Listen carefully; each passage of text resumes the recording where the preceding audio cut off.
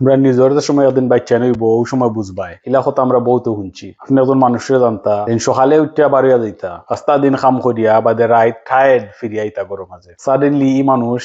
আর আপনার আব্বা নাই। মানুষ আপনি নিজেও হন একজন মানুষ যেন সকালে সবর আগে ঘুম থেকে উঠতা ওইটা সারাদিন কাম করতা সবর নিজ লুক আফটা করতা রাইতের সময় সব বেডো গেছেন কি একবারে শেষে তাইন বেডো যাইতা আপনি সাডেনলি রিয়েলাইজ করেন এই মানুষ আর আপনার আম্মা নাই।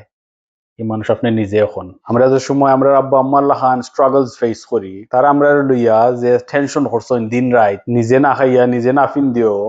আমরা রে বালা খাওয়াইছেন বালা ফিন দাইছেন ইতা বহুত জিনিস আমরা সময় থাকতে বুঝছি না। আর যারা ওখানে আসেন আব্বা আম্মা লগে এরা ওখানে সময় আছে ওখানো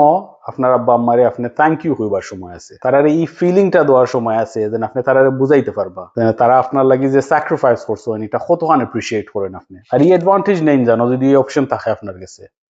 কারণ একদিন আইতে পারে যে সময় তারা নাই আর আপনার কাছে খালি ফস্তানি থাকি যাব ইস আমার আব্বা বা আমার আম্মা আমার লাগে তা করছেন আমি তারা একদিন তা থ্যাংক ইউ কইছি না